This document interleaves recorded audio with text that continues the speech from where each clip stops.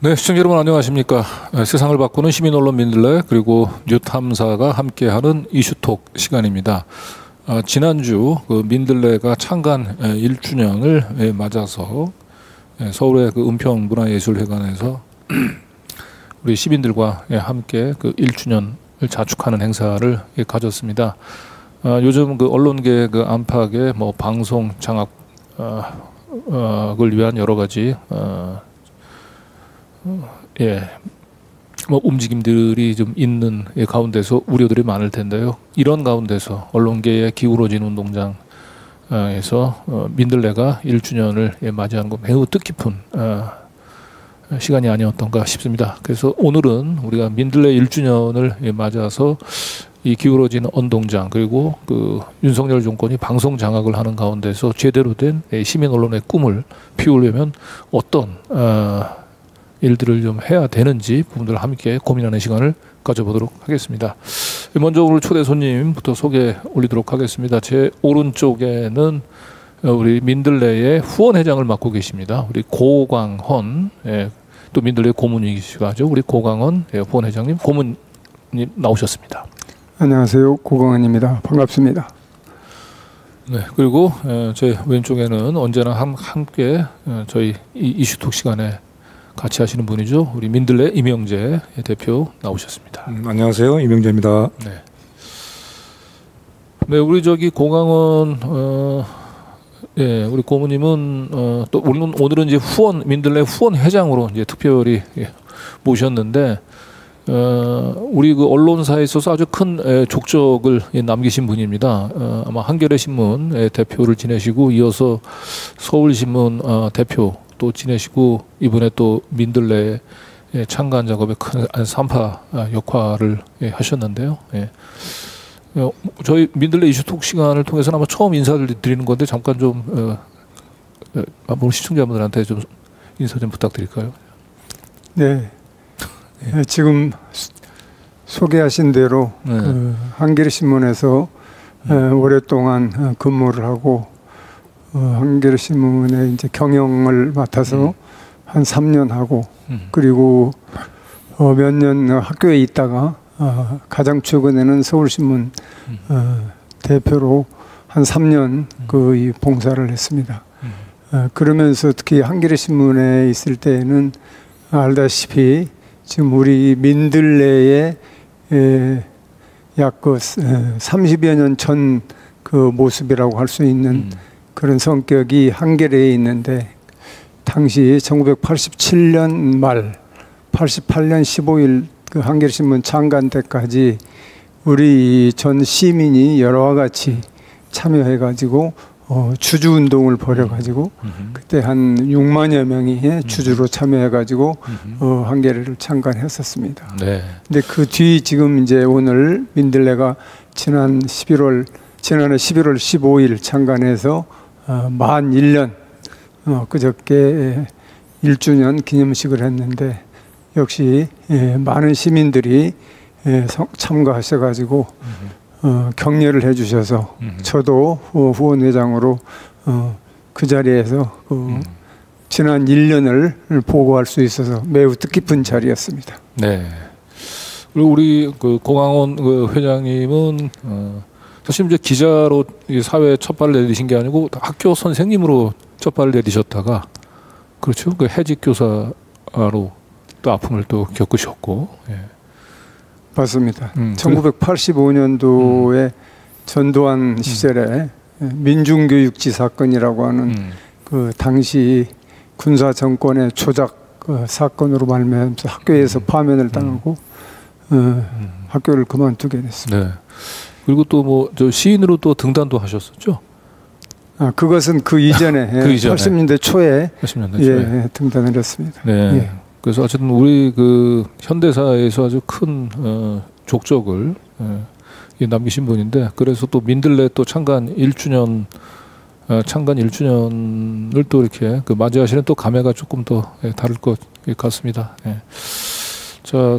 지난주에 창간 1주년 행사 저도 직접 참석을 해서 시민들 뭐 그 인터뷰를 담당하는 리포터 역할을 수행을 했는데 그 민들레 창간을 축하하는 물론 시민분들도 가득 자리를 메우셨기도 했지만 그 영상에서 민들레 창간 1주년을 축하하는 인사들이 정말 어마어마한 분들이 그 망라가 됐더라고요. 그래서 네. 참 그 민들레가 그 1년 사이에 어마어마하게 많은 사람들의 기대를 받고 있고 지금 응원을 받고 있구나 그런 생각이 좀 들었습니다. 어마어마하게까지는 아직 아니고 상당히 많은 네. 정도라고. 예. 근데 거기에 보면 이제 보니까 정세현 전 통일부 장관도 축사를 보내셨고 유시민 장관하고 조국 전 장관도 조국 교수 또 영예인 의원 등등 또 특히 이제 외국의 작가들도 참여해서. 근데 그 나도 그걸 보면서 근데 외국의 작가들은 우리 민들레를 혹시 알고 있는 거야? 아니면 이제 민들레가 이제 이런 좋은 뜻에서 출발한 시민 언론이 있는데 좀 축하 메시지를 보내주세요라고 얘기를 한 건가요? 이번 행사를 통해서 이제 알게 된 거죠. 이번 행사를 통해서 알게. 근데 마치 이제 그 전부터 알고 있었던 것처럼 민들레에 대한 상당한 어떤 이런 그 어떤 친밀감 그런 감정이 많이 담겨 있던데요. 아마 이제 이번에 그 DMZ에서 열렸던 그 작가 행사가 있었죠. 거기에 참여한 세계 특히 이제 평화와 반전을 그 작품으로 많이 그 형성한 이제 그런 작가들이 많이 참여했고 그 작가들이 민들레 같은 한국에 민들레 같은 언론이 있다 하는 얘기를 듣고 기꺼이 응원 메시지를 남겨줬죠. 그 기본적으로 글을 쓴다는 게 고통을 인간의 고통을 다루는 그런 그 이야기가 많지 않습니까? 그 GMZ 문학상에 참여하신 분들 중에는 그 노벨 문학상 받으신 분도 계시고 그분이 직접 우리 1주년 축하 메시지도 보내셨지만 글을 쓴다는 게 우리 삶을 기록하는 것이기도 하지만 그 기록한 내용 중에서는 삶의 고통에 대해서 다루는데 그분들이 우리 이제 한국에 왔을 때 분단을 통한 그 우리의 남북 간의 민중의 고통 그리고 더 나아가서는 우리 민들레로 이렇게 제안해서 보면은 그동안의 윤석열 정권 탄생 이후에 우리 언론 환경이 급격하게 나빠지고 이런 속에서 같이 글을 쓰는 사람으로서 연대의 한 방편으로 그런 그 말씀을 해주셨지 않는가 이런 생각이 들었습니다. 특히 이제 저희 그 뉴탐사는 뭐 영상을 기반으로 한 매체지만 이제 민들레는 이제 텍스트를 기반으로 물론 우리는 이제 시민 언론이라는 같은 지향을 갖습니다만은 몇몇 이제 시민분들 또 민들레 1주년을 맞아가지고 저한테 찾아오신 분들이 민들레에 있는 에디터 분들 특히 우리 옆에 이제 이명재 에디터 계시지만은 방송에 나와서 하는 얘기도 뭐 깊이는 있습니다만 항상 그 기사를 보면 너무나 깊이 있는 글들을 너무 또 아름답게 쓰신다고 또 그렇게 저한테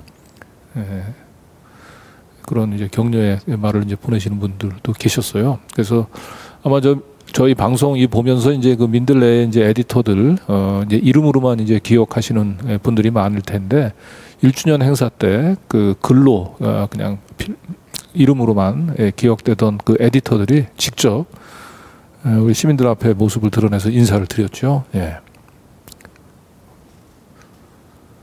이제 요 분들이 이제 지금 현재 민들레를 글들을 글 살림을 이끌어가는 민들레의 상근 에디터들과 기자 그리고 거의 상근 못지않게 참여하고 있는 편집위원이 또 몇 명 있는데요. 그 중에 이제 다 지난 행사 때는 참여하지를 못했지만은 특히 그 전지훈 의원이라고 있습니다.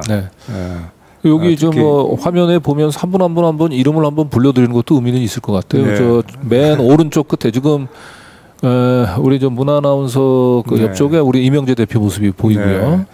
이제 그 왼쪽에 국제 외교안보 분야의 김진호 에디터, 그리고 같은 역시 국제 외교안보의 이유 에디터, 또 사회 분야를 맡고 있는 이승호 에디터, 그리고 그 왼쪽에 이제 키 큰 저 에디터가 바로 우리 정치 분야를 맡고 있고 또 편집인을 겸하고 있는 김호경 에디터입니다.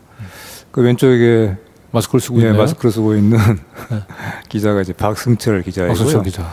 박승철 기자는 사실 잘 다니던 회사를 그만두고 우리 민들레를 찾아와서 합류를 했죠. 뭐 유명 우리 저 경제지. 경제지에 있다가 그리고 왼쪽에 이제 유상규 경제 분야를 맡고 있는 에디터이고요. 한겨레 신문에서 오랫동안 있었죠. 그렇죠.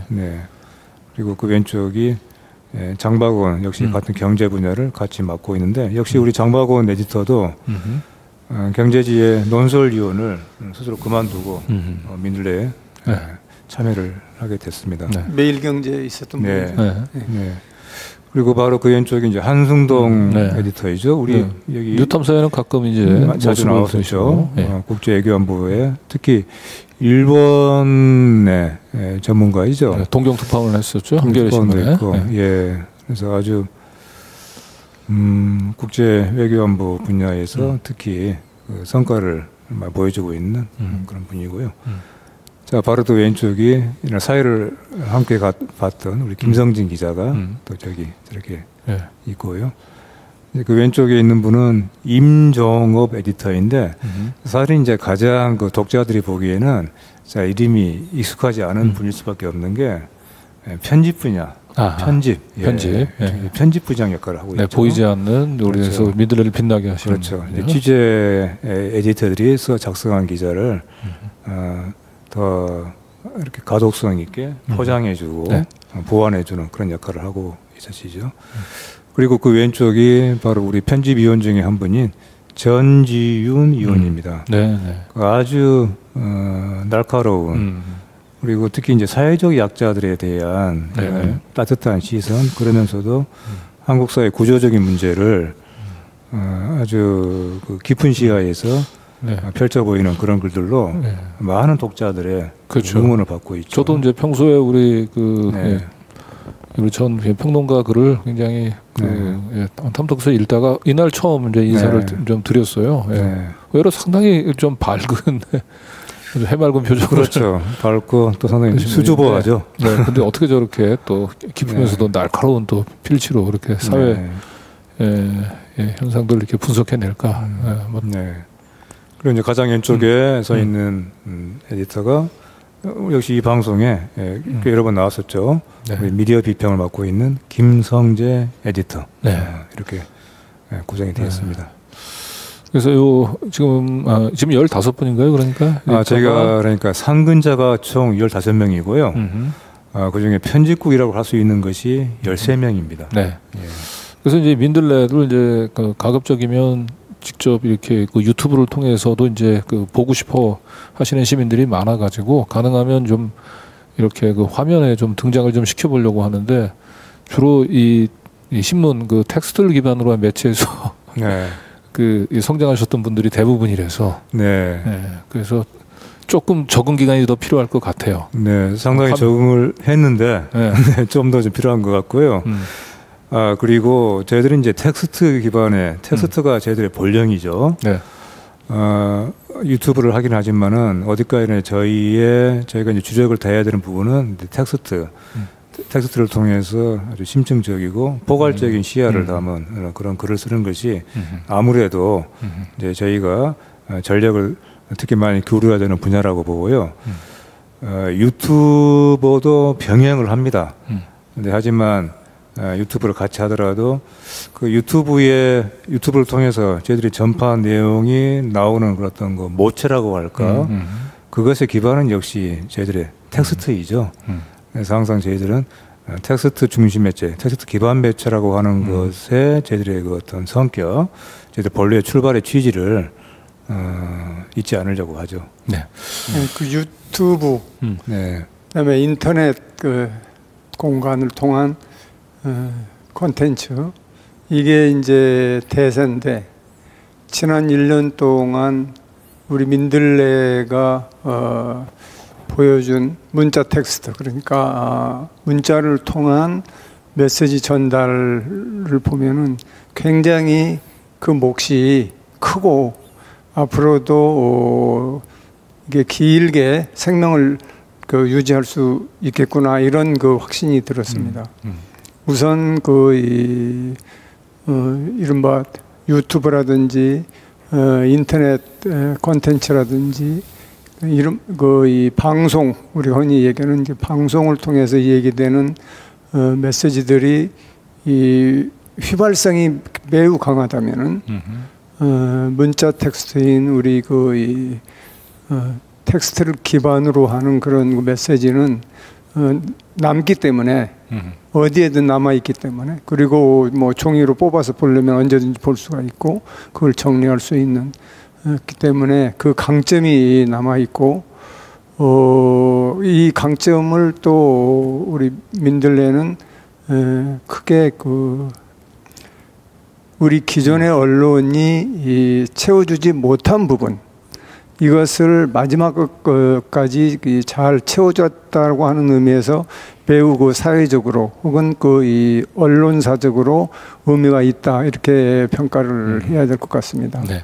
가령 우리가 최근에 한 달여 동안 모든 방송과 신문에 매일 빼지 않고 등장하는 하마스 이스라엘 간의 이 갈등과 전쟁 양상, 이것을 보도하는 걸 보면은 한국의 거의 모든 언론이 일방적으로 미국, 유럽 등 서구 중심의 시각에서 그대로 갖다가 베껴쓰기를 하고 있습니다.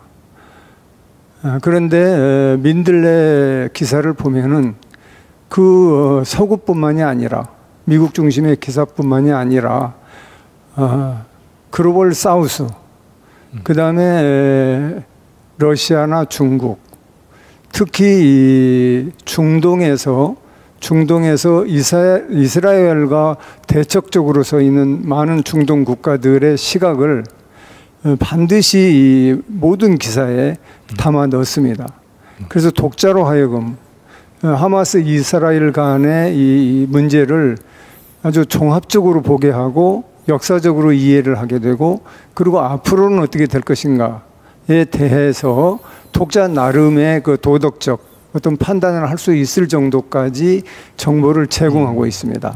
그런 점에서 뭐 하나의 사례지만 민들레의 지난 1년 동안의 다채로운 기사들이 그런 역할을 크고 작게 다 했다고 저는 보고 있습니다.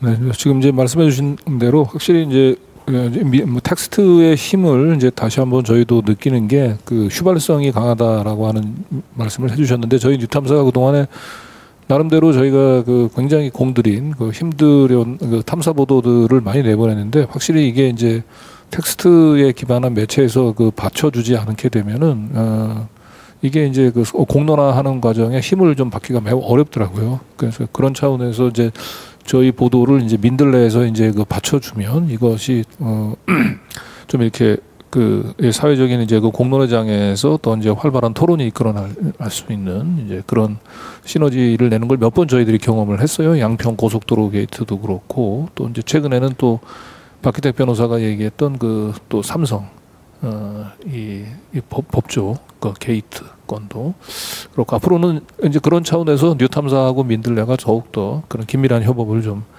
해나갈 필요가 있을 것 같습니다. 오늘 이제 우리 민들레 창간 1주년을 또 축하해준 많은 분들이 계신데, 특히 우리 정태춘의 박은옥, 우리 두 선생님의 무대가 어느 때보다도 훨씬 더 이 민들레 창간 1주년의 의미를 아주 되살려주지 않았을까 생각합니다. 정태춘, 박은옥 선생 두 분의 특별 공연, 이날 많은 분들이 와서 내 인생의 공연이었다 하는 말들을 많이들 하고 가셨습니다. 제 뒷자리에 앉으신 분은 계속해서 뭐라고 얘기하시면서 정말 너무 거룩하다. 뭐 이런 말씀을 얘기를 하시더라고. 예전에 만약에 음유시인이 있었다고 한다면 바로 저런 분을 가지고 음유시인이라고 얘기를 하는 것 같다, 이런 얘기를 하시더라고요. 시인이죠. 뭐 가객 시인이죠. 우리 그렇죠. 시대에. 나는 그날 사회를 보시는 분들이 그 정태춘 가수를 소개할 때 좀 제 욕심으로는 미국의 밥 딜런이 있다면은 한국에는 정태춘이 있다. 네. 이렇게 소개를 하고 한국의 밥 딜런이다. 이렇게 소개를 해주시기를 바랬는데 그런 걸 빼먹어서 조금 서운했습니다. 나도 시를 쓰지만 네.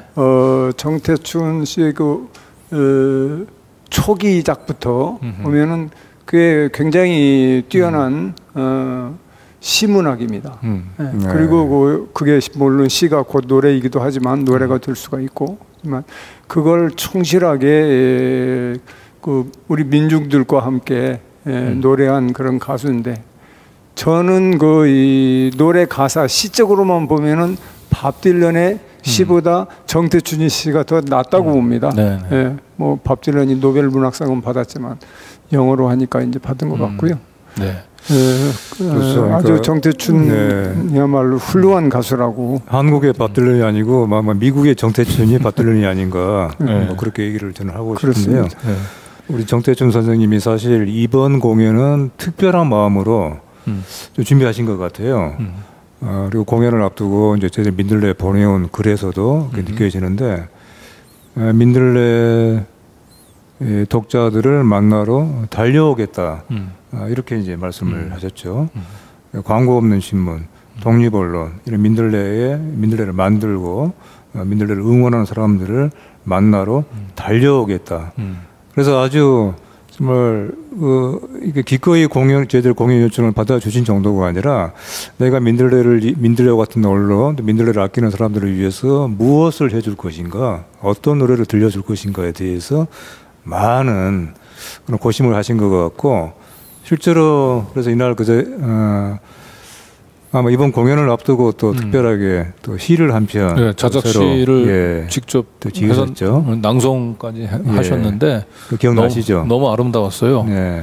그러니까 뭔가 힘이 있으면서도 아름다움이 느껴지는 자작시였는데, 어떤 그 제목은 과외 선생님, 나에게도 과외 선생이 필요해 라고 그렇죠? 얘기를 하면서 뭐 정확하게 제가 19절 하나는 다 생각이 나지는 않습니다만, 굉장히 우리가 이 어지러운 세상에서 이제 그 바른 길을 가기 위해서 많은 이제 민들레와 같은 과외 교사가 필요하다. 이제 그런 역할을 민들레가 계속 해달라. 이제 그런 의미를 담은 시였던 것 같습니다.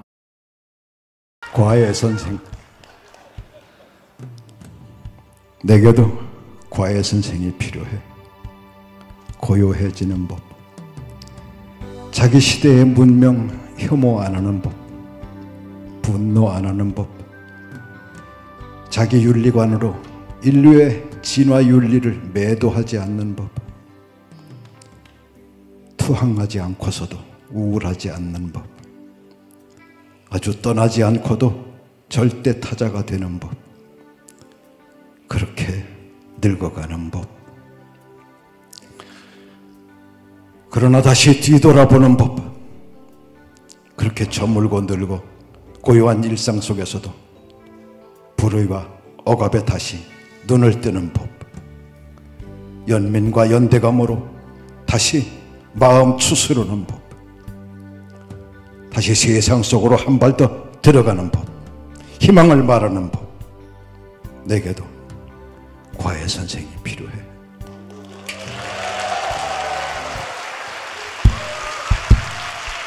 나중에 정 선생님한테 좀 한번 받으셔가지고 우리 민들레 기사로 한번 좀 띄워줬으면 좋겠어요. 그렇게 해야 되겠습니다. 이제 제목이 이제 과외 선생이 필요해라고 돼 있죠. 과외 선생이 필요해. 과외 선생이라고 하는 말 대신에 민들레라고 하는 말로 그걸 바꾸더라도 크게 잘못된 것은 아니겠다 하는 생각이 들고요. 이 자리에서 제가 한 번 더 감사의 뜻을 좀 표하고 싶은데, 정태춘 선생님께 처음에 이제 공연에 참여 요청을 드렸는데, 보통 이제 다른 공연에서 보통 이제 그 받으시는 그 사례비가 있습니다. 그 사례비에 비해서 아주 낮은 가격으로 그렇게 이제 승낙을 해 주셨는데, 또 공연에 임박해서 또 그렇지 않아도 이미 낮게 책정이 된 그 출연료를, 그런 얘기를 잘 하시면은 우리 별로 도움이 안 될 것 같은데요, 우리 정 선생. 그래요. 어쨌든 민들레를 위해서 후원금으로 여러 가지로 배려를 좀 해주셨다고 얘기를 들었고, 저는 이날 공연에 그 그리스에 있는 그 유명한 여 가수하고의 이제 인연을 얘기를 했던 부분이 참 그 인상에 남아요. 그 그리스 이제 그 독재 국가에서 이제 억눌린 그 민중들의 심정을 이제 대변하는 노래를 주로 불러서 유명했던 이 가수인데, 정태준 선생님이 그 이철진, 우리 간첩 이철진, 간첩 이철진이라는 영화를 보면서 너무나 이제 허탈한 마음을 이철진 동무에게라고 하는 제목으로 이제 그 직접 이제 곡을 만들면서 이제 그 곡에 이제 그 그리스에 있는 그 가수를 독재국 그래서 독재 체제에서 저항했었던 그 가수를 떠올리면서 이제 그분을 얘기를 삽입을 했고, 나중에 이제 기회가 돼서 또 그 그리스 가수가 내한 공연을 할 때 한번 극적으로 해울을 하셨던 그런 얘기들을 쭉 설명을 하면서 이제 노래를 이제 불러주시는데, 그러다 보니까 훨씬 더 이 감동의 깊이가 아주 컸던 무대였습니다. 이게 이날 영상을 직접 참 계속 이렇게 같이 공유했으면 좋을 텐데, 이게 좀 사정이 그게 좀 안 되는 모양이에요. 그래서 공연 영상이라서 그렇죠. 재방송이 이제 안 되기 때문에요. 그 점이 좀 아쉽긴 합니다. 그래서 혹시나 또 기회가 되시면 우리 정태주 선생님 공연하는데 우리 같이 가셔가지고 저희가 누렸던 그런 그 감동을 함께 좀 누려주시면 좋겠습니다. 자, 그리고 다음 소식, 민들레 창간 1주년 맞아가지고 민들레의 오늘을 있게 했던 1년을 있게 했던 10장면을 소개를 했었죠. 행사장에서. 행사장에서만이 아니고 이제 이거는 이제 따로 기사로도 정리를 해본 것인데요. 1년간을 10개의 장면으로 압축을 해본다면은 이렇게 꼽을 수 있지 않을까 해서 저렇게 10개의 지난 1년간을 집약할 수 있는 10개의 장면으로 모아봤습니다. 맨 위 이제 준비 단계에서 창간까지 시작으로 해서 앞으로 이제 계획이죠. 공익법인을 설립하는 작업을 지금 벌이고 있는데, 좀 이따가 또 설명드리겠지만은 그 10개. 그래서 위에 보시면은 뭐 이제 이태원 참사 희생자 명단 보도, 그리고 또 우리 여러 각계각층의 다양한 저명 인사로부터 평범한 시민들이 이르기까지의 필진들이 어떻게 참여하고 있는지, 그리고 잘 아시는 것처럼 경찰의 압수수색, 이거는 뭐 지금도 계속되고 있습니다만은, 이태원 참사 희생자 명단을 이제 보도한 게 사실상 창간 후 정확히 말하면 이제 창간 전날이었습니다.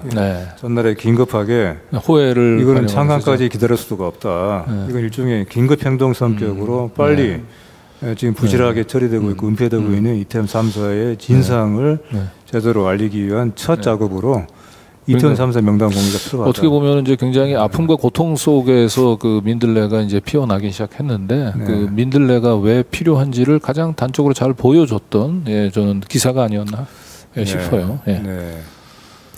그때 그 기사 때문에 많은 사람들이 그 지적을 하고, 특히 그 이 기존의 레거시 언론들이 민들레의 그런 기사 방침에 대해서, 그리고 기사를 쓴 것에 대해서 굉장히 그 처음에는 지적을 많이 했습니다.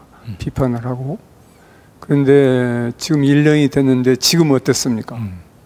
지금 그 윤석열 정권의 그 폭압적인 성격이 그대로 드러나고, 그게 오히려 강화되면서, 한편으로는 언론 부분에 대해서는 뭐 방송 장악뿐만 아니고 인터넷 언론에 이르기까지 아주 전방위적으로 그야말로 저인망식으로 탄압을 하고 있는데, 그런 순간에 지금도 올해 이 이태원 참사 희생자들에 대한 정부의 그 추도식을 보면은, 추도식이라고 얘기할 수 없을 만큼 거기에는 뭐 역시 영정도 없고 사진도 없고 그저 꽃이나 갖다 놓고 하는 그런 식으로 계속되고 있는데, 이걸 보면서 저도 개인적으로 그때 당시에 민들레가 그런 폭로 기사를 쓴 것에 대해서 저한테 야단을 치고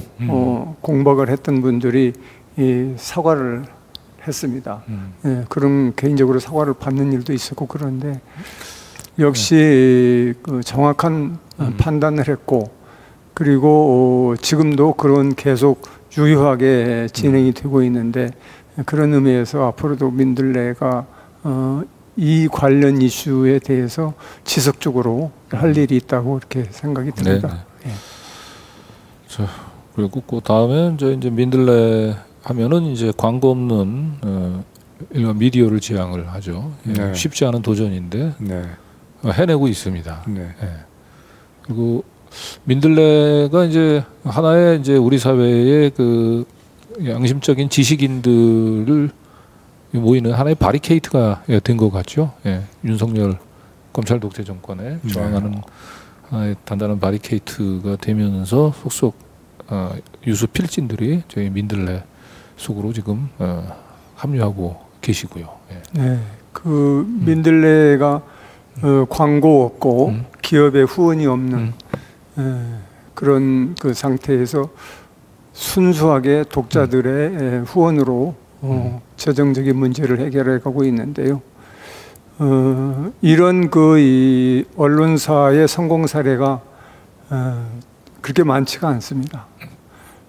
특히 이 인터넷 시대에 인터넷 언론이 많이 창간하면서 여러 나라에서 민들레 같은 그런 모형의 그런 언론사가 만들어졌는데 성공 사례는 극히 드물고요.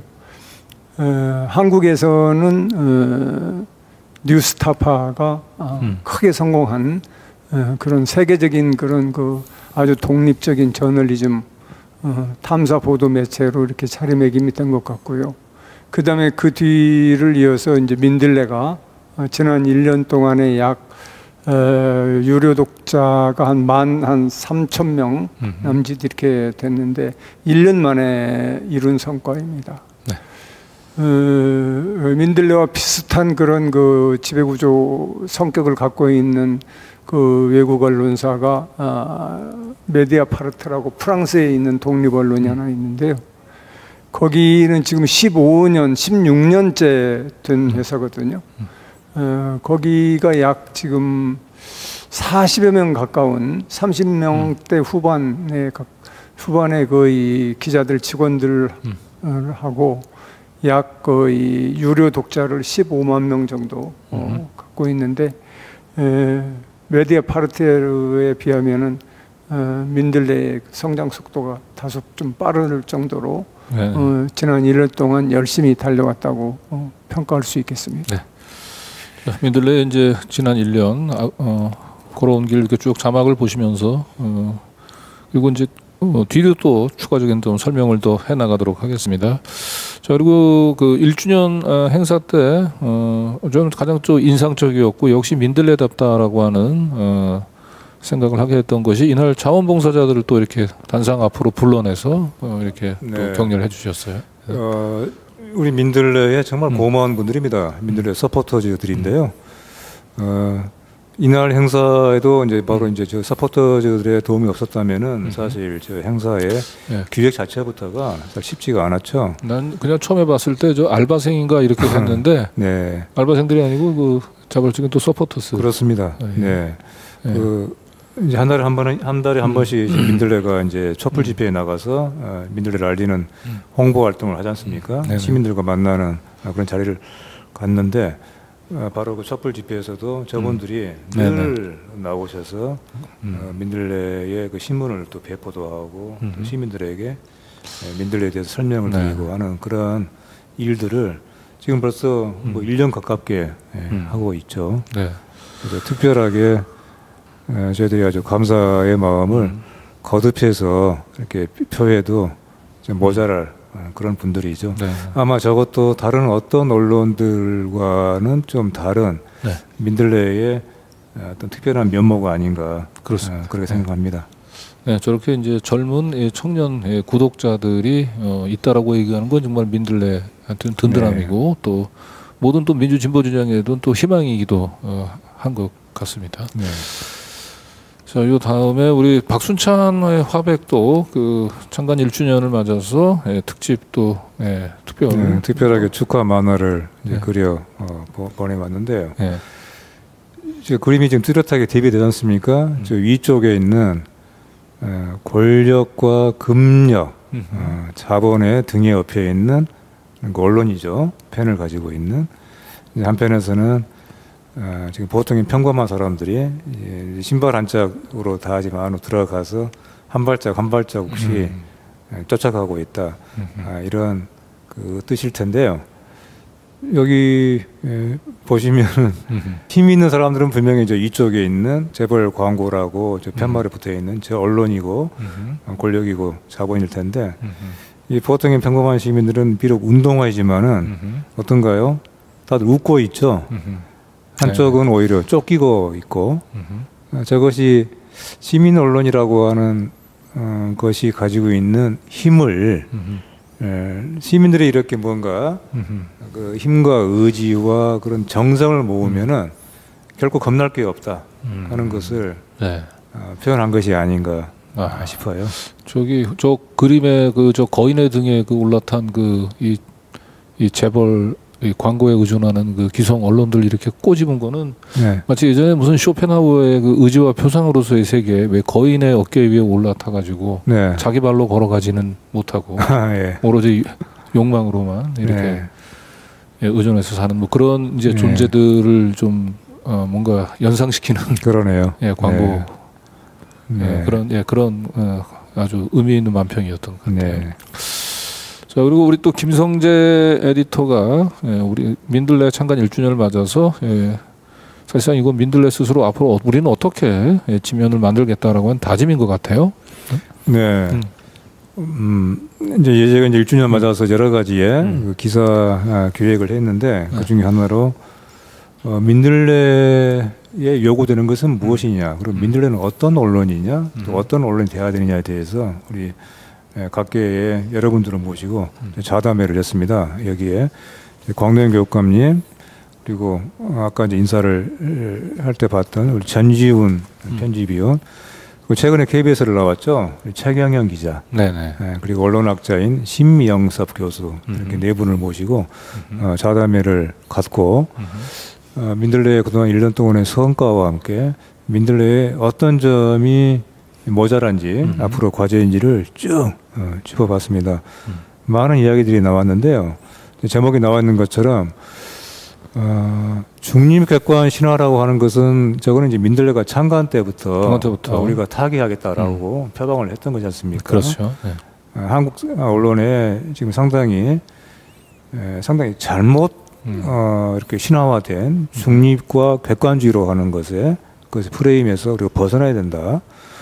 그리고 권력과의 싸움을 어떤 식으로 전개해야 되는지 이런 또 우리 민들레의 그 과정에서 어떠한 자세와 태도가 필요한지 등등을 아주 포괄적으로 잘 짚어봤습니다.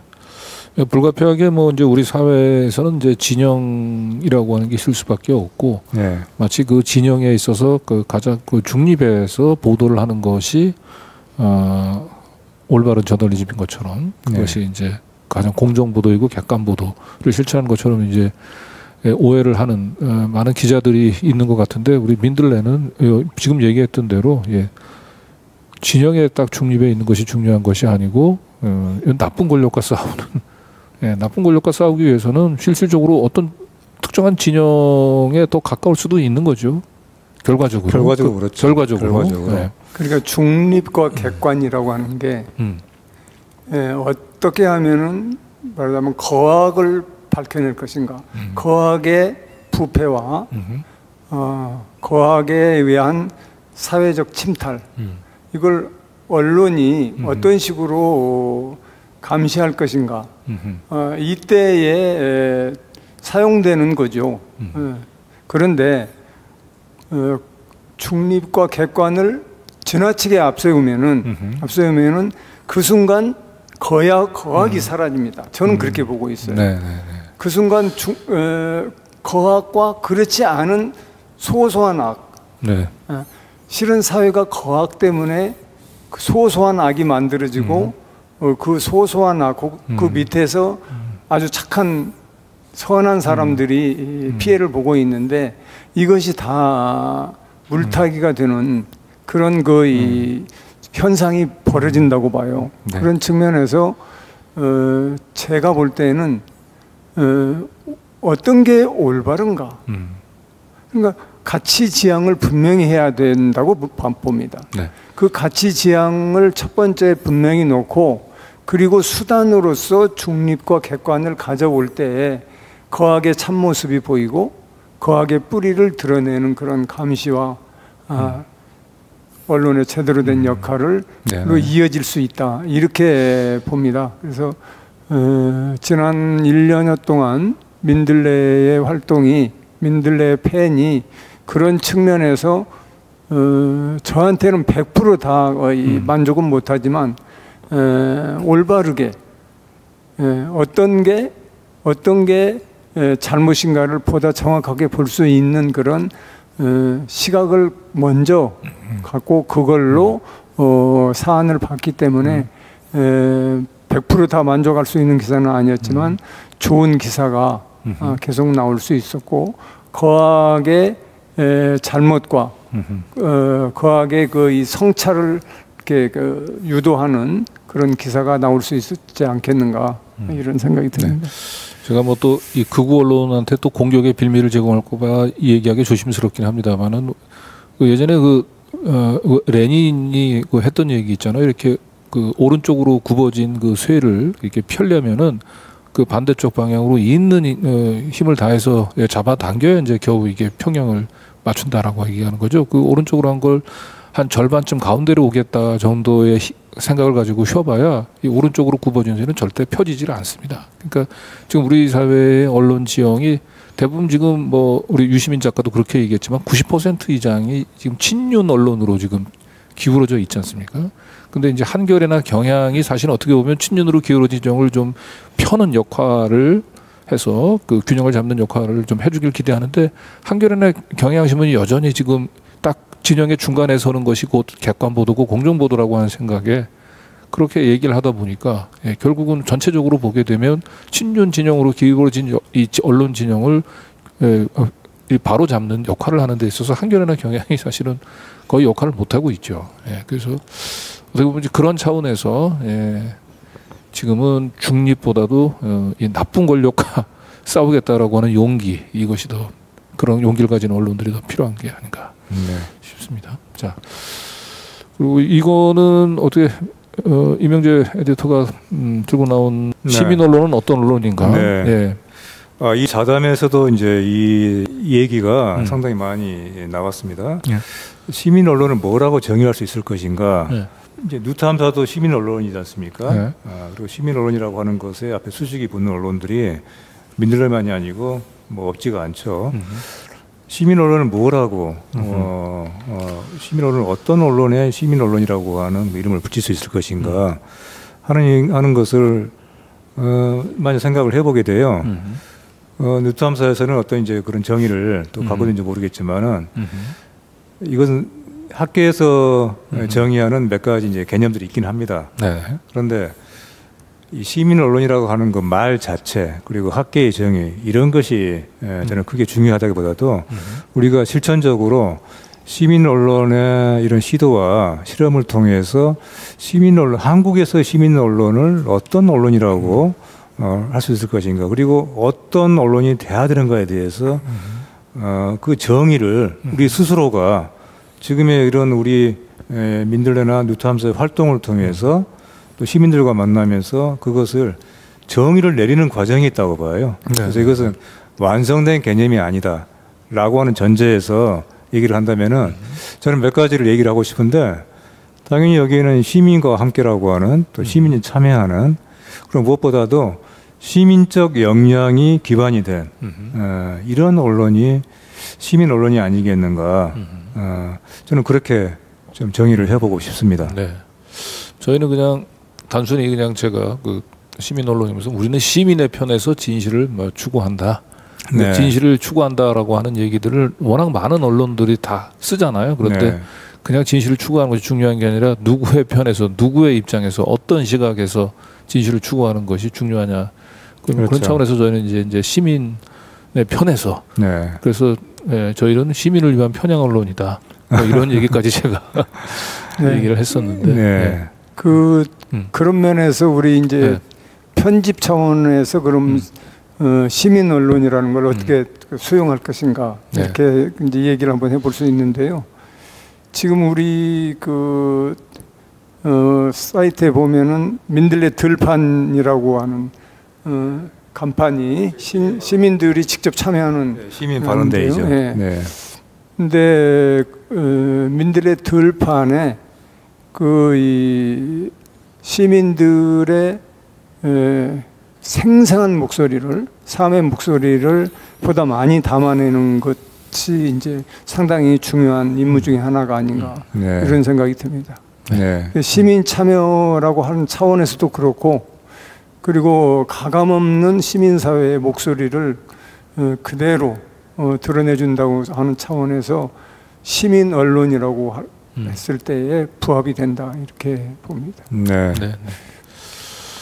자, 요 다음에 우리 이제 강기석 고문께서 배신의 시대의 핀 민들레라고 하면서 이제 지난 1년을 좀 평가해 주셨네요. 예. 네.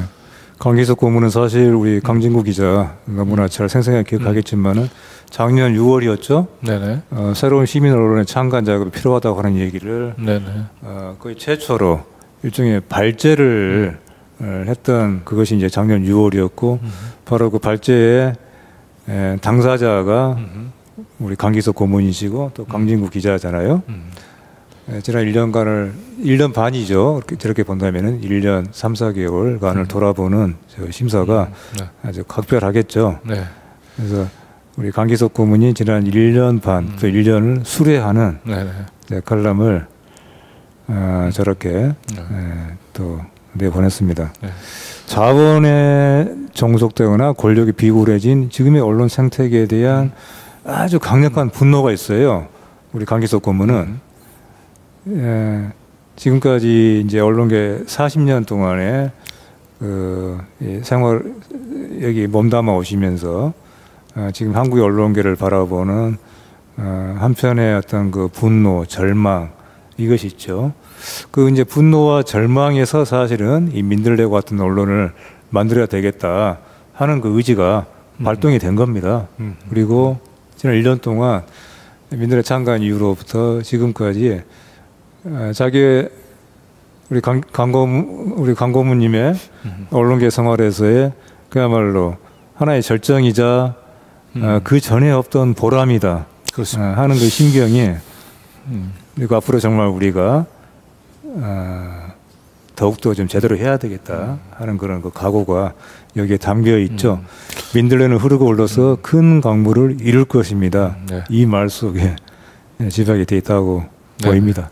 강기석 선배한테 처음 이렇게 민들레 같은 시민 언론, 텍스트에 기반한 좀 시민 언론 만들고 궁극적으로는 이제 이런 민들레와 같은 언론들을 이제 많이 만들어지게 되면 일종의 그런 언론들을 연합을 해서 뭐 그것이 자연스럽게 시민 포탈로 성장해 갈 수 있지 않겠냐 이런 제안을 그냥 제 나름대로는 그냥 그 아직까지 완전히 정리되지 않은 그런 제안인데 던지니까 그걸 너무 이걸 흔쾌히 받으셨고 본인도 막 그 부분들 생각을 하면 가슴이 뛴다고 이렇게 얘기를 하시더니 이제 결국은 지금 이렇게 이제 민들레를 장을 여셨는데 제가 이제 죄송스러운 거는 이제 최소한 제가 한 1년간은 이제 민들레가 잘 갈 수 있도록 뒤를 좀 잡아주겠다라고 얘기를 했는데 제가 사실은 처음 창간하고 한 달 정도만 제가 했고 그러니까 이 자전거에 처음 타면 두려움이 있지 않습니까? 내가 이렇게 혼자서 달릴 수 있을까, 균형을 잡을 수 있을까 하고 하는데 일단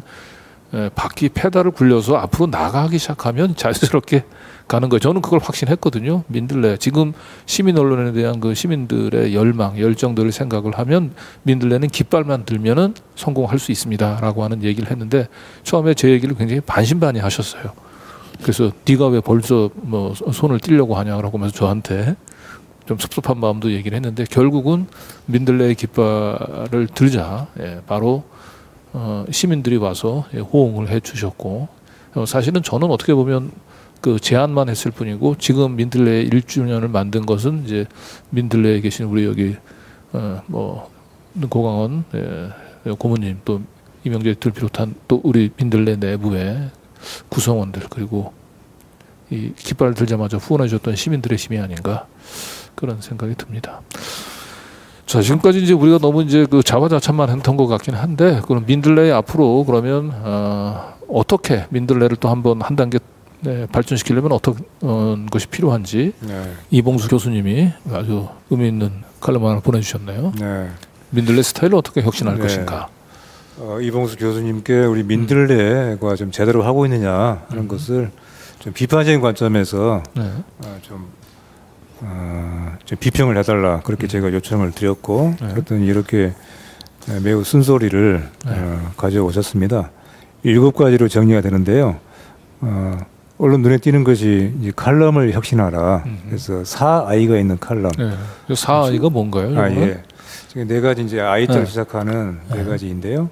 하나가 이제 인터렉추얼, 지적인 정보를 달라. 그리고 인터레스팅, 재미있는, 흥미가 있어야 된다. 그리고 인포머티브, 정보를 줘야 된다. 되고. 그리고 다른 하나가 메모를 안 해오셨습니까? 이렇게 되면 이제 인플루엔서, 영향을 미치는 그 4개가 담긴 칼럼을 많이 좀 내보내라. 또 하나가 이제 특히 많이 강조한 게 미디어 비평을 강화하라고 하는 것인데 미디어 비평은 한국 언론에서 상당히 찾아보기 힘든 모습입니다. 한국의 언론들은 상호간에 비평하는 것을 매우 꺼리죠. 근데 이것은 다른 언론에 대한 다른 매체에 대한 어떤 비평을 꺼린다기보다도 사실은 그 비판이 자기 자신에게 돌아오는 것을 그만큼 기피하는 거라고 볼 수 있어요. 결국 이제 자기 비평, 자기가 비판을 받는 것에 대한 극도의 그런 회피인 것이죠. 이제 그런 점에서 민들레가 미디어 비평의 모범을 보여달라고 하는 질문인데 이게 이제 노무현 정부를 거쳐서 이명박 정부를 가면서 각 언론사의 이 미디어 비평이 굉장히 그 중요한 장르로 사실은 자리를 잡았고 그래서 뭐 제가 몸담고 있는 경향신문에서도 미디어 팀도 만들고 제가 미디어 팀 팀장도 맡고 그랬었거든요. 각사의 이제 미디어 비평을 담당하는 기자들도 있고 그랬는데 이게 어느 순간 그 전부 이 미디어 비평과 같은 장르가 다 사라졌어요. 거의 지금 찾아가보기 힘들죠. 다 한두 매체 정도에만 은근히 명맥을 잇고 있죠. 어떤 미디어 비평은 저희 민들레로서도 아주 중점적으로 다루고 있는 분야인데 여전히 좀 미흡합니다. 한국의 언론 현실을 생각을 하면은 사실 지금의 2배, 3배의 역량을 투입해도 모자라 충분치 않다라고 할 수 있는 정도의 미디어 비평이 상당히 할 일이 많죠. 그런 점에서 저희들이 더욱더 많은 투입을 해야 되는 분야이고요. 마지막 하나만 더 말씀드리면은 정정 기사를 크게 빨리 내보내라 이 주문을 하셨는데 사실 이거는 그야말로 저희들이 애초에 창간할 때부터 저희들이 표방했던 것 중에 하나입니다. 저희들이 대한 언론이고 대항 언론이자 반성하는 언론이다. 반성하는 언론이 되겠다라고 하는 것을 저희들이 스스로 내세웠죠. 근데 저 얘기는 사실은 이번에 KBS 그 박민 신임 사장도 저 얘기는 했어요.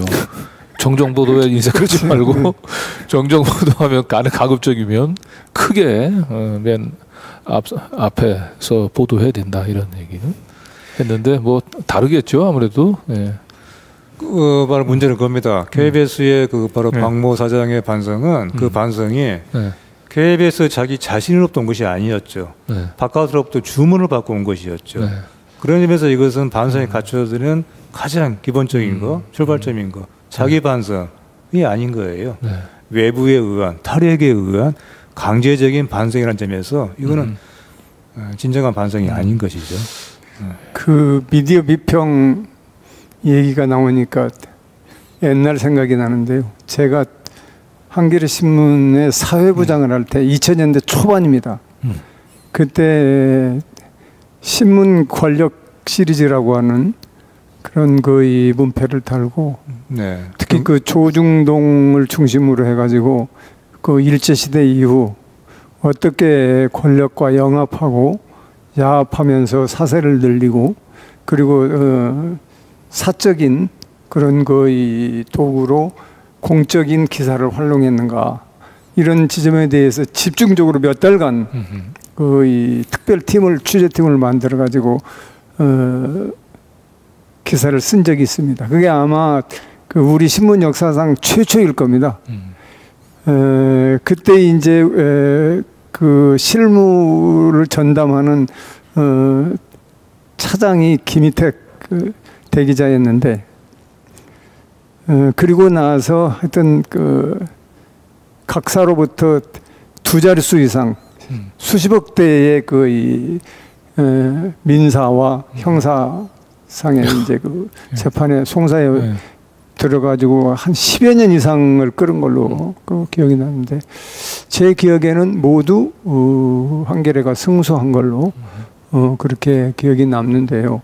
그 뒤에 한겨레는 여론 매체부를 물론 그때 신설을 해서 바로 매체 비평에 대해서 아주 활발하게 했습니다. 그러니까 그때 한겨레죠. 그때. 그래서 동업자라고 해서 사실 봐주지 않는다 말하자면은 그런 시각에서 이 미디어 비평 기사를 썼는데 오늘 지금 한겨레는 아마 팀으로 존속하고 있는 것으로 알고 맞아요. 있고 최근 들어서 미디어 비평을 조금 강화하고 있습니다. 그래서 한겨레 같은 데서 선도적으로 이 부서로 승격시켜서 옛날처럼 그냥 늘 얼굴 맞대고 취재한다고 해도 비판할 건 공적으로 얼마든지 비판할 수 있으니까 그렇게 해야 되고 미디어 비평에 관한 한 우리 이 이봉수 교수의 지적대로 충분히 해야죠. 그렇지만 지난 1년 동안 우리 민들레가 미디어 비평에는 하여튼 우리가 갖고 있는 역량 이 인력 풀에서 최대한 미디어 비평 기사만은 잘 써냈다 이런 생각이 들고 특히 우리 이명재 대표의 칼럼이나 미디어 비평 그다음에 현장의 목소리를 생생하게 드러내고 수치로 드러내주고 통계로 확실하게 말을 해주는 기사를 쓰고 있는 김성재 에디터 그래서 상당한 우리 언론사에서도 말하면 기록하고 그리고 의미를 부여해야 할 그런 일을 해왔다고 생각합니다. 앞으로 더 좀 강화시켜서 더 철저하게 미디어 비평에 나서는 그런 일을 해야 되겠죠. 네. 자, 이봉수 교수님의 이제 주문 내용들을 한번 살펴봤고요. 여기서 이 시점에서 그러면 1년 전에 우리 민들레가 처음 출발할 때는 어떠한 마음가짐을 가지고 시작을 했는지를 한번 창간사를 통해서 확인해 보도록 하겠습니다. 창간사입니다. 권력과 자본에서 독립해 진실만 추구하겠습니다. 이런 제목으로 내보낸 창간사이죠. 다시 1년이 지나면서 다시 한번 돌아보게 되고요. 과연 여기에 우리가 얼마나 충실했는가. 저는 이렇게 생각해요. 민들레 창간은 작년 11월 15일로 끝난 것이 아니다. 사실은 지금도 민들레 창간 작업은 이루어지고 있고 그래서 우리는 1년 365일째의 창간을 하고 있다. 저에게는 그런 창간사의 마음가짐이 늘 바로 1년 전이 아니라 오늘처럼 오늘의 일처럼 늘 저희들에게 각인되기 위해서 늘 애써야 되는 그런 책무가 있다. 네. 이 창간사는 우리 이명재 에디터가 대표 집필을 하셨습니다. 아니요, 이건 저희 이제 편집국장 맡고 있는 김호경 국장이 대표 집필을 했죠. 네. 여기서 다른 표현보다 이제 모든 세대는 각 세대만의 저널리즘을 만든다. 네. 우리는 우리만의 저널리즘을 만들고 싶다라고 하는 내용이 아주 인상적입니다. 푸코가 그렇게 얘기를 했나요? 그러니까 이게 인류의 역사를 그냥 인식의 전쟁이라고 하는 걸로 표현을 했지 않습니까? 그래서 지배 권력은 자신들이 만들어낸 인식의 틀 속에 이제 사람들을 이제 가두려고 하고 있고 그래서 그 지배 권력으로부터 벗어나기 위해서는 사실은 다른 것보다도 인식의 틀을 바꾸는 것이 굉장히 중요하죠. 이제 그걸 뭐 그람시 같은 사람들은 이제 헤게몬이라는 표현까지 썼던 것이고 그래서 그 우리 시민들 진영이 시민들에 맞는 인식의 틀을 가지고 헤게모니를 쟁취하는 차원에서는 이런 언론의 역할 대단히 중요할 것 같아요. 그래서 그런 차원에서 김호경 에디터가 그런 생각을 가지고 썼는지 모르겠는데 저는 개인적으로는 우리는 우리만의 저널리즘을 만들고 싶다라고 하는 얘기 그리고 각 세대는 각 세대만의 저널리즘을 만든다라고 하는 얘기가 지금의 이제 민들레 창간 정신, 시민 언론을 지향하는 그런 정신이 아닌가 생각이 됩니다. 자, 요 다음에 우리 또 촛불 집회에서 늘 사자후를 토하시는 분인데 그 우리 민들레 또 주요 칼럼진 필지인 중에 한 분이죠. 우리 김민웅 교수님이 특히 이제 최근에 우리 정치가 과연 제 역할을 하고 있는가, 특히 민주당에 대해서 상당히 많은 이런 그 개탄을 하고 있는 상황이죠. 한번 돌아가 보면은 강서구청에서의 그 상당한 승리 이후에 그것이 어떤 정치적인 개혁, 정치 혁명의 어떤 새로운 계기로서 상당한 동력을 받은 거인데 그 같은 정치적 의지의 제시와 정치적인 투쟁력이 과연 어디에 있는가라고 하는 물음을 던지고 있습니다. 그래서 저렇게 상당히 격앙된 어조의 그런 글을 보내오셨는데 여기서 그 신동엽 선생님이 했던 껍데기는 가라 뭐 이런 느낌이 좀 드네요. 그렇죠. 여기서 이제 다시 한번 왜 시민 언론과 같은 이런 언론의 역할이 필요한가 하는 것을 이 글을 통해서도 저는 확인을 하고 싶어요. 결코 이제 시민이라고 하는 말은 사실 그 자체가 갖고 있는 어떤 상당한 어떤 능동성이 있는 것이거든요. 시민은 국민이 아니잖아요. 그렇죠. 국민을 하는 것과 시민은 분명히 이제 다른 말이지 않습니까? 시민은 그 자체의 하나의 민주제의 능동적인 개인으로서 주체로서의 그런 어떤 각성된 어떤 정치적인 개인이라고 하는 그런 의미가 그 안에 담겨 있는 것이죠.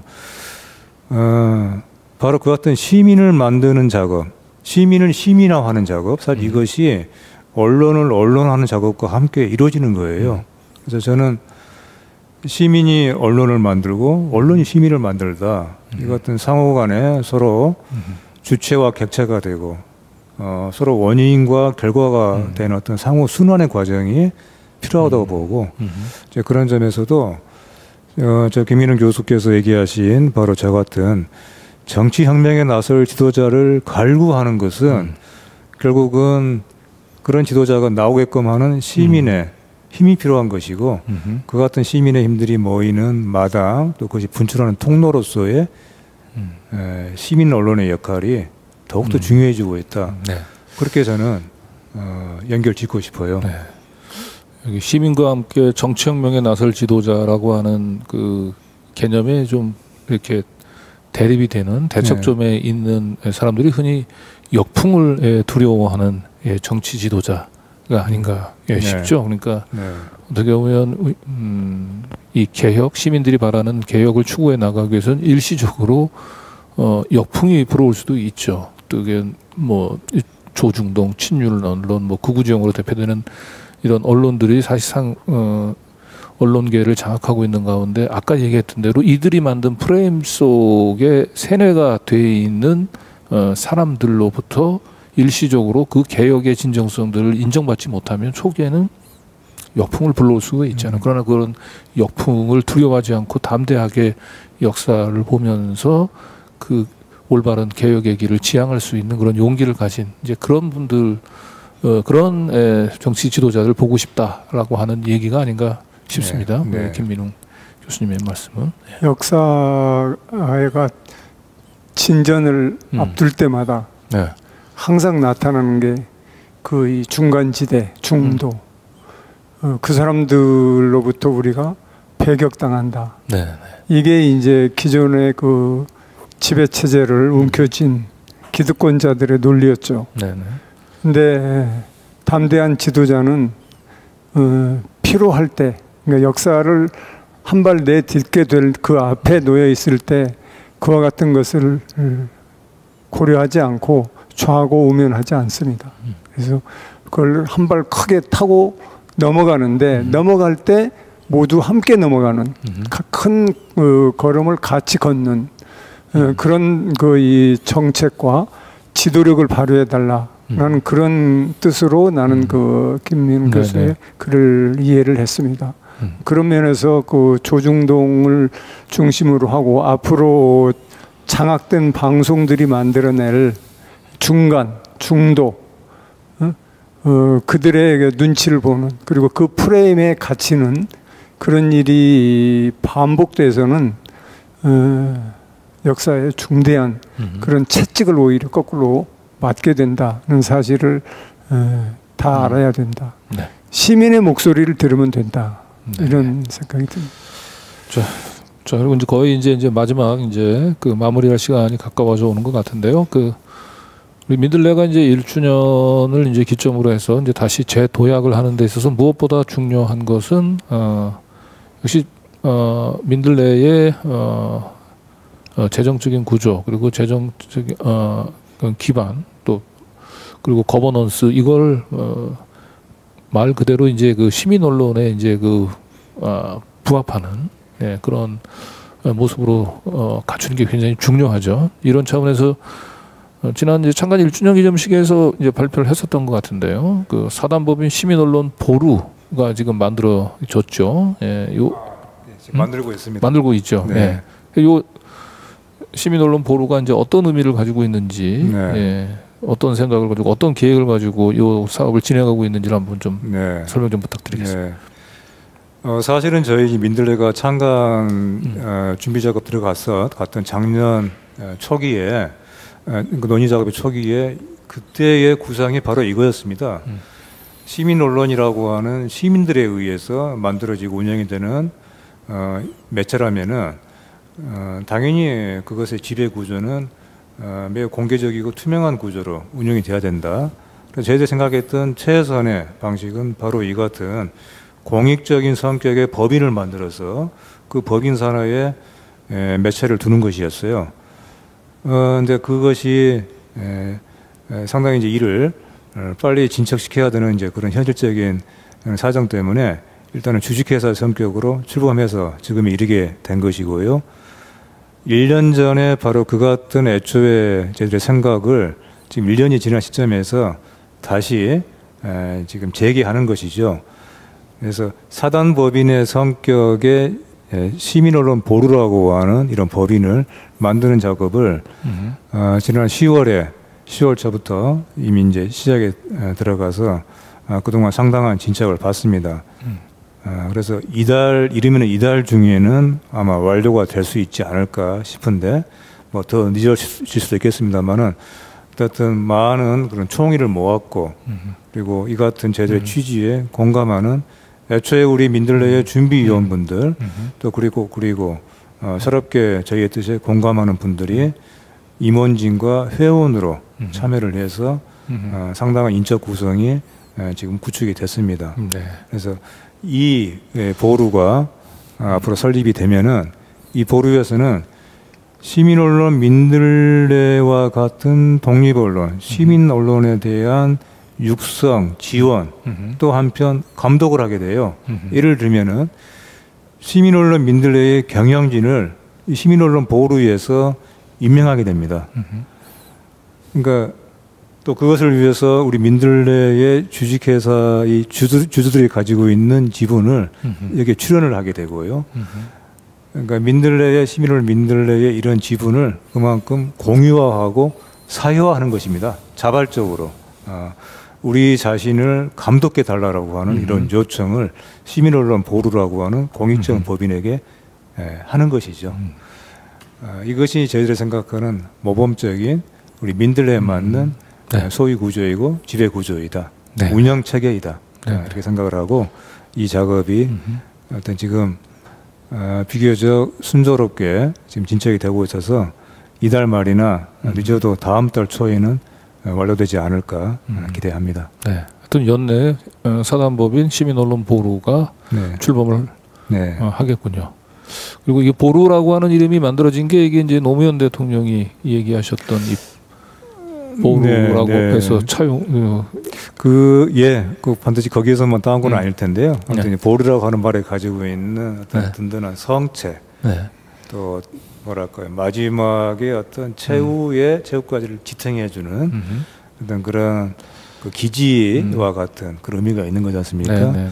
그런 점에서 지금의 언론의 현실을 생각을 할 때 지금의 언론 현실에서 어떤 마지막 무너지지 않게 버텨주고 지탱해주고 거기서 뭔가 새로운 것을 만들어낼 수 있는 그런 의미에서의 이제 보루 군사적인 기지이기도 하고 병참 기지이기도 하고 또 뭔가 어떤 전진 기지이기도 하고 이런 여러 가지 의미가 담겨 있죠. 네, 이게 사실은 이제 문재인 정부 이제 말기 때 그 언론 개혁 차원에서 그 여러 가지 법안이 발의가 됐었는데 이제 그 중에 하나가 이제 이 바우처 제도가 있었잖아요. 예, 그러니까 이 정부 그 광고로 지금 이제 집행되는 방식을 이제 그 좀 바꿔 가지고 예, 정부가 그 직접 그 언론사에 후원하기보다는 정부가 그 돈을 정부 광고로 집행되는 지금 한 1조 원 정도 좀 넘잖아요. 그 돈을 이제 그 일반 국민들한테 줘가지고 국민들이,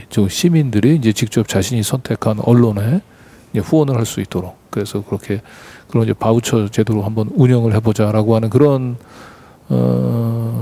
시도들이 좀 있었던 것 같은데 이제 이 시민 언론 보루가 만들어지게 되면 이 바우처 제도가 결국은 이제 뭐 실현이 되지 못했습니다만 이 보루를 통해 가지고 보루에 대한 후원을 통해서 이 보루에서 제대로 된 그 시민 언론들을 여러 가지 이제 풀뿌리 언론들을 지원할 수 있는 좀 그런 생태계가 좀 갖춰질 수 있지 않을까 이제 그런 기대를 좀 조심스럽게 해봅니다. 네. 이제 시민 언론민들레가 그 지배 구조가 좀 달라지는 거죠. 네. 그 결과로는 뭐 아주 공개적이고 투명성을 지금보다 훨씬 더 강화시킨 것이고 어떤 그 공적인 걸 내용을 강화시키는 것입니다. 네. 그래도 시민 언론을 지탱하고 이끌어가는 것은 역시 이제 우리 후원을 해주는 회원들이시죠. 네. 우리 후원의 밤 할 때도 한 500여 명 이상 이렇게 오셨지만 그 기존의 후원 회원들을 우리 민들레가 어떻게 모시느냐 그리고 그들과 어떻게 소통을 하고 우리의 그 주인으로 민들레의 주인으로 잘 모시느냐 이게 굉장한 관건이 된다고 생각이 듭니다. 그런 점에서 제가 그 후원의 말미에 그때 잠깐 얘기했듯이 각 지역별로 가능하면 지역별로 그러니까 광역별로 해서 저희 그 이 후원 회원들을 좀 조직을 해서 저희 그 민들레 회사와 함께 해서 그 각 지역 모임을 이렇게 쭉 순회하면서 의견도 듣고 그다음에 저희들이 한 일에 대해서 보고도 하고 그리고 우리 시민으로서 당대에 필요한 것들 어떤 가령 뭐 정치적, 사회적, 경제적 이슈라든가 혹은 유명한 전문가들이라든가 이런 분들에 대한 그 대담이나 강연이나 이런 것들을 지역별로 순회하면서 진행을 하고 더 나아가서 여력이 더 생긴다면은 우리 그 이 보루는 사단법인 보루는 사업을 할 수 있기 때문에 공적인 영역을 해치지 않는 그런 범위 안에서 새로운 아이템의 그런 사업을 추진을 해서 재정적으로도 뒷받침이 될 수 있는 그런 일을 한번 펼쳐보고자 합니다. 네. 예, 방금 전에 말씀해주신 이제 우리 그 구상과 관련해서 저 멀리 완도죠. 예, 완도에 계신 이제 한 분이 우리 그 민들레하고 함께 제휴를 해서 그 지역에 의미 있는 민들레의 민들레의 정신을 구현하는 그런 지역 언론을 한번 만들고 싶다라고 하는 제안을 해오셨는데, 이제 그런 차원의 그 협업 모델들이 이제 전국 각지에 만들어지면, 뭐 예를 들면 아까 완도에서는 완도 민들레, 예? 뭐 서울에 같은 경우는 뭐 어느 여기 그렇죠, 각 지역마다 그런 이제 민들레, 구리 민들레, 그렇죠, 뭐 이런 이름으로, 예, 서울에 뭐 마포 민들레, 뭐 이런 식으로 해서 서로 이렇게 그 아름다운 연대를 하면 그게 자연스럽게 우리가 그 친윤 언론, 극우 언론들이 지금 장악하고 있는 언론계의 생태계들을 좀 건강하게 바꿀 수 있지 않을까, 그런 생각을 해보게 됩니다. 맞습니다. 그래서 민들레 1주년을 맞아서 새로 언론 개혁을 위한 새로운 희망, 이제 시민 언론 보루라고 하는 걸 띄웠는데요. 내년 2주년 민들레 2주년에서는 시민 언론 보루가 어떠한 보루로서 역할을 했는지를 한번 좀 의미 있게 돌아볼 수 있는 그런 시간이 있었으면 좋겠습니다. 자, 오늘 이렇게 해서 저희들이 이제 그 준비한 그 소식들을 이제 다 이제 전한 것 같고요. 이제 마무리를 해야 될 것 같습니다. 그래서 오늘은 뭐 지난번에 이제 민들레 1주년은 어쨌든 그냥 그 우리가 자축하는 이제 행사였는데, 차분히 이제 오늘 이제 민들레 1주년을 돌아보고 앞으로 제대로 된 시민 언론을 만들기 위해서 우리가 어떠한 지향점을 가지고 가야 될지를 한번 짚어봤던 것 같은데, 뭐 두 분 끝으로 이제 마무리하고 싶은 얘기 있으면 한 말씀 하면서 이제 오늘 방송 마무리하겠습니다. 네. 그러면 먼저 하시죠. 네. 민들레는 눈을 크게 뜨고 강자의 잘잘못을 바라보고, 또 눈을 아래로 내려서 바라보고, 위를 아래로 내려서 바라보고, 그리고 그 아래에서 사는 사람들의 목소리를 위로 제대로 전달을 하는 그런 좋은 그 언론으로서의 또 1년을 열심히 뛰어보겠습니다. 네. 우리 이명재 대표님. 네. 그날 기념 그 축하 특별 공연에서 우리 정태준 선생님께서 역시 부르신 노래 중에 너무나 잘하는 노래이죠. 92년 장마 종로에서 나온 노래 그 대목이 나오죠. 더 이상 기자들을 기다리지 마라. 시민들이 기자들을 부를 때 오지 않는 기자들, 이것이 우리 80년대에 또 90년대에 또 지금의 사실 한국 언론의 하나의 현실이죠. 시민들이 부를 때 그 부름에 응답하는 기자, 그 언론, 이제 이것이 민들레의 사실 과제의 책무의 요약이라고 봅니다. 저희들이 민들레가 이제 그 같은 역할을 수행하기 위해서 지난 1년 동안 많은 고비를 견뎌냈고 지금 여기까지 왔습니다. 하지만 지난 1년간의 성과에 자족하기에는 저희들이 해야 될 일이 너무나 많고요. 지금까지 보내주신 성원 정말 너무나 감사합니다. 그러나 당초에 저희들이 생각했던 그 후원자 1만 명 확보의 목표, 1년 내 1만 명 확보의 목표는 사실 결국은 이뤄내지 못했습니다. 그것을 내년에는 아마 내년 이른 시기에 이뤄낼 수 있도록 저희들은 저희들대로 최선을 다하겠습니다. 제가 이제 기념식 때 말씀드렸던 것처럼 민들레 1년간 이뤄냈던 것은 저희 민들레 구성원들의 땀과 노고가 1%였다면은 시민들의 응원과 지지가 99%였죠.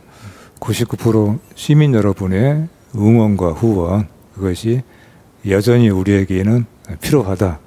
그것을 다시 한번 좀 말씀을 드리겠습니다. 네. 두 말씀 감사드리고요. 뭐 많이 회자되는 얘기긴 합니다만은 뭐 눈발이 날리는 길에 함부로 걷지 마라. 네가 오늘 간 길은 나중에 누군가의 밝은 발자국은 나중에 길이 되리니, 뭐 이런 얘기가 있듯이 지금 참 언론다운 언론, 기자다운 기자를 만나기 어려운 어려운 시대가 됐는데 우리 민들레 그리고 뉴탐사가 함께 언론에 이제 새로운 길을 내보고자 지난 1년간을 우리가 걸어왔던 것 같습니다.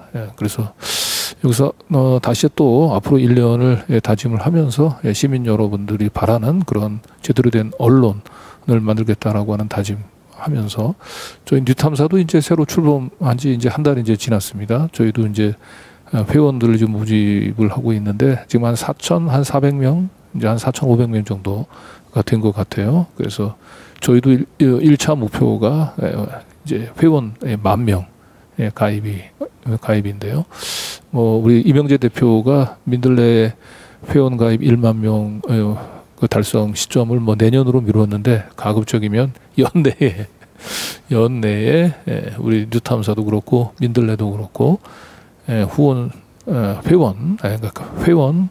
1만 명을 달성하는 그런 기적들을 우리 또 시민분들이 만들어 주실 것을 부탁을 드리면서 오늘 방송 여기서 마무리하겠습니다. 두 분 수고하셨습니다. 네, 고맙습니다. 네, 감사합니다.